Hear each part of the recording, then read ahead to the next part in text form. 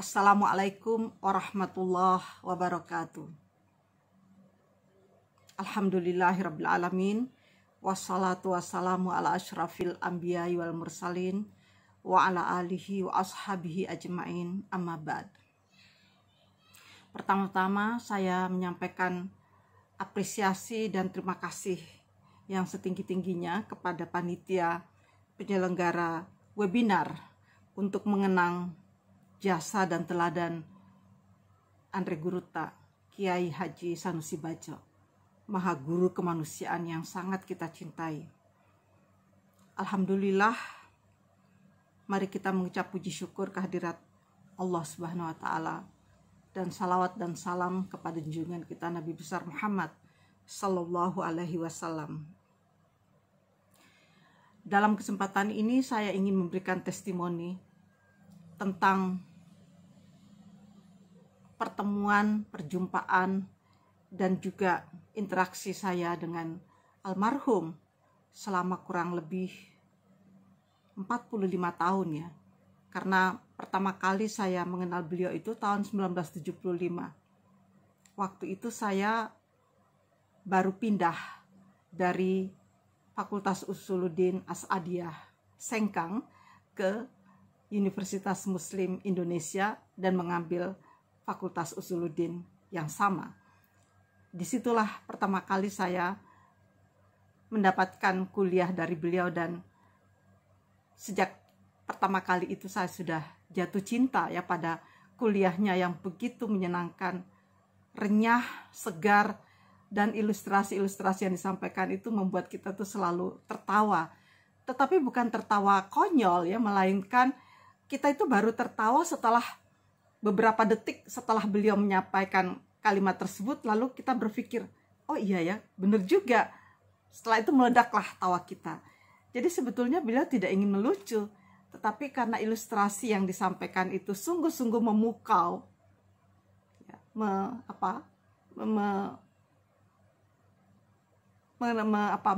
menunjukkan kepada kita realitas yang sungguh konkret ya di dalam studi. Karena mata kuliah yang disampaikan itu adalah mata kuliah usul fikih. Seharusnya itu mata kuliah itu membuat orang kaku ya, tetapi beliau itu menyampaikannya dengan sangat-sangat rileks ya, dan kita memahaminya juga dengan nyaman begitu. Saya kira juga orang awam sekalipun juga dapat menerima dan mengerti ya penjelasan yang beliau sampaikan, karena beliau itu sangat hebat di dalam memilih diksi, memilih untayan kata-kata yang gampang dicerna dan mudah dipahami. Saya dapat menyampaikan testimoni saya tentang beliau. Dalam konteks ini kita dalam melakukan testimoni itu bukan sekedar menyampaikan puja dan puji kepada seorang tokoh, tetapi bagaimana kita melakukan refleksi tentang berbagai gagasan dan teladan yang beliau tinggalkan, sehingga gagasan dan teladan itu tidak menguap begitu saja, tetapi menjadi pelajaran bukan hanya bagi diri saya, tetapi juga untuk generasi berikutnya. Ini sangat-sangat penting. Bagi saya, Guruta Kiai Sanusi itu dapat saya lihat atau dapat saya teladani dari 4 aspek. Pertama, beliau sebagai ulama. Sebagai ulama, beliau itu memiliki kualifikasi 3 dimensi sekaligus. Memiliki pesona karismatik, memiliki ilmu pengetahuan yang dalam dan luas. Nah, dalam konteks ini beliau selalu mengingatkan saya untuk selalu membaca. Karena kalau kamu tidak baca, itu ibarat pulpen yang kehilangan atau kehabisan tinta. Karena itu jangan pernah berhenti membaca. Iqra dan iqra lagi. Ini akan selalu saya ingat. Dan yang ketiga itu adalah memiliki sikap yang tenang, wajahnya selalu teduh, dan kita yang berada di sampingnya itu selalu merasa tentram, ya, nyaman. Sebagai ulama beliau tidak menakutkan ya, selalu menunjukkan kehangatan, keterbukaan, dan menuntun kita untuk menjadi bahagia. Jadi agama itu ya membahagiakan ya menurut beliau. Yang kedua, sebagai maha guru. meskipun saya hanya mengikuti satu mata kuliah dari beliau, yaitu mata kuliah usul fikih, tetapi bagi saya mata kuliah ini sungguh-sungguh menyenangkan ya. Bukan hanya kaidah-kaidah fikih yang saya pelajari, tetapi juga ilustrasi-ilustrasi yang disampaikan itu begitu baiknya, begitu memukau, dan selalu dikaitkan dengan fakta-fakta real dalam kehidupan nyata sehari-hari. Ini bagi saya ini luar biasa, karena hanya mereka yang memiliki kedalaman ilmu yang mampu mengungkapkan penjelasan yang selalu ada kaitannya dengan fakta-fakta kehidupan yang real di sekitar kita. Lalu yang ketiga, beliau sebagai tokoh NU. Bagi saya, pengurus NU itu dapat diklasifikasi dalam 3 kategori. Ada pengurus NU yang memberikan kontribusi positif, konstruktif bagi organisasi. Dan ini pasti nggak banyak. Ada juga pengurus NU yang hidupnya itu bukannya memberi kontribusi yang positif, tetapi malah menggerogoti organisasi. Dia hidup dari organisasi. Dia malah numpang hidup dari organisasi. Nah, orang-orang seperti ini banyak nih, numpang hidup pada organisasi dan merongrong ya organisasi dengan segala macam kepentingan dia. Yang ketiga adalah orang-orang yang tidak juga memberikan kontribusi positif, tetapi juga tidak juga merongrong, tetapi boleh dikatakan kelompok yang ketiga ini sesuai dengan ungkapan wujuduhu ka'adamihi, ada dan tiadanya itu sama aja, tidak ada apa-apanya begitu ya. Nah, orang yang seperti ini juga banyak. Nah, beliau sebagai tokoh NU, saya melihat betul-betul ya kontribusinya untuk organisasi itu luar biasa. Mengapa? Karena saya melihat betul tahun-tahun 80-an sampai awal 90-an itu NU berada pada posisi yang sangat-sangat sulit. Ya, hubungannya dengan pemerintah juga tidak begitu baik ya. Ya karena kita tahulah bagaimana Orde Baru ketika itu. Tetapi juga di masyarakat juga menghadapi tantangan-tantangan yang tidak kecil, tetapi beliau itu berhati lapang, sehingga dan juga karena modal beliau yang dicintai dan dihormati oleh semua kalangan yang membuat NU itu menjadi terangkat ya wibawanya. Oleh karena itu saya melihat bahwa nggak mudah loh ya mencari tokoh NU yang membawa kontribusi yang positif ya bagi organisasi. Ini luar biasa.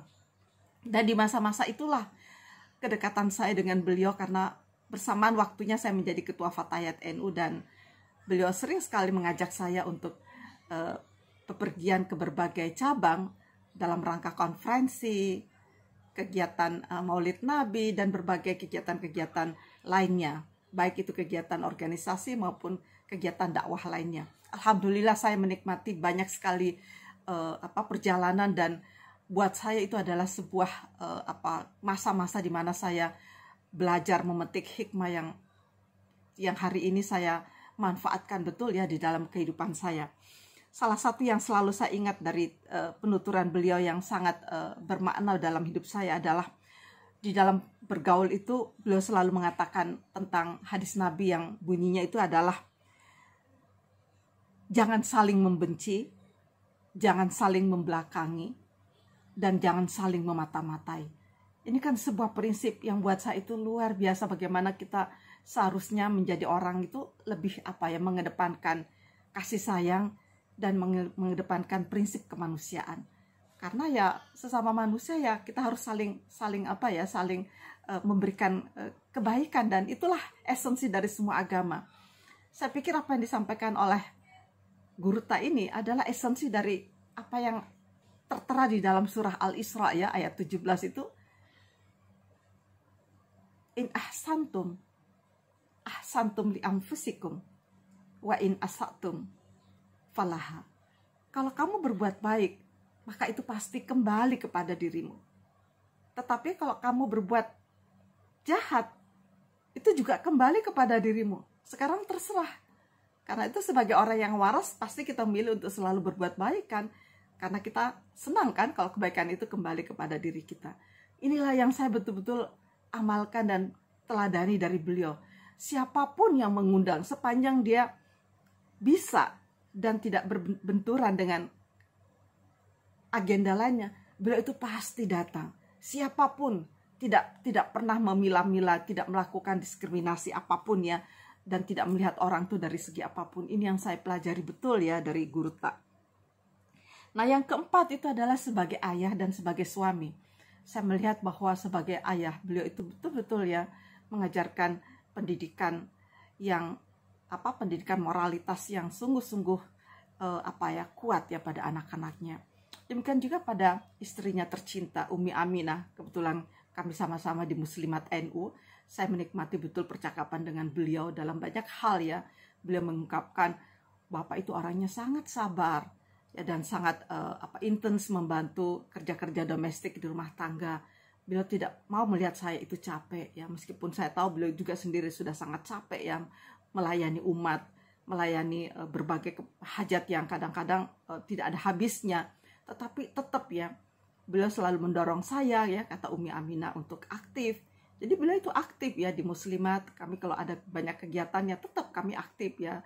Rombongan datang, waktu itu kan kami selalu kalau jalan itu rombongan ya, nggak seperti sekarang ini banyak hal-hal yang tidak bisa kita bertemu bersama. Waktu itu senang lah ya kita bisa jalan bersama, dan saya mendengarkan banyak sekali pengalaman yang menyenangkan ya dari beliau. Beliau adalah seorang ibu yang sangat bijaksana, tutur katanya halus, lembut, persis seperti Pak Kiai Sanusi. Saya pikir ini adalah pasangan suami istri yang betul-betul penuh dengan sakinah, mawaddah warahmah. Nah, oleh karena itu saya pikir apa yang saya pahami tentang beliau itu sebenarnya sudah pernah saya tulis dalam biografi ulama Sulawesi Selatan. Itu tahun 1987 di Litbang Kementerian Agama Makassar ya. Mudah-mudahan tulisan itu masih ada di sana. Dan yang paling yang paling mengesankan saya dengan beliau itu sebetulnya bukan hanya itu, melainkan adalah karena ibu saya itu adalah kakak kelas beliau di pesantren Dede Imangkoso. Jadi kalau beliau ke rumah itu beliau bisa ngobrol panjang dan hangat sekali ya dengan ibu saya, bernostalgia tentang masa-masa dia menjadi santri, bagaimana keduanya merasa menjadi anak kesayangan dari Kiai atau Guru Tak Kiai Amri Said. Jadi saya selalu melihat luar biasa ya. Jadi andai kata ibu saya tidak stroke ya sekarang ini, mungkin beliau bisa memberikan testimoni yang lebih dalam tentang kedekatan beliau dengan Andre Guru Tak. Tetapi ya kasihan ibu saya sekarang ini sedang sudah kehilangan banyak memorinya ya karena stroke 10 tahun yang lalu, dan waktu itu bersamaan dengan sakitnya Umi Aminah di Rumah Sakit Islam Faisal. Ya Tuhan berkata lain ya, dan kita berdoa untuk keselamatan keduanya, Kiai Sanis Subacok dan istrinya Umi Aminah. Mudah-mudahan Tuhan memberikan kebaikan kepada beliau berdua, almarhum dan almarhumah, dan kita semuanya diberikan kekuatan untuk meneladani, untuk melakukan apa yang belum selesai dilakukan oleh Andre Guru Tak. Karena itu mari kita semua menuliskannya, mengingatkannya, sehingga betul-betul gagasan dan pikiran beliau serta juga teladan beliau menjadi sesuatu yang bermanfaat, bukan hanya untuk diri kita tapi untuk semua manusia di dunia ini. Terima kasih, mudah-mudahan ada manfaatnya. Wassalamualaikum warahmatullahi wabarakatuh.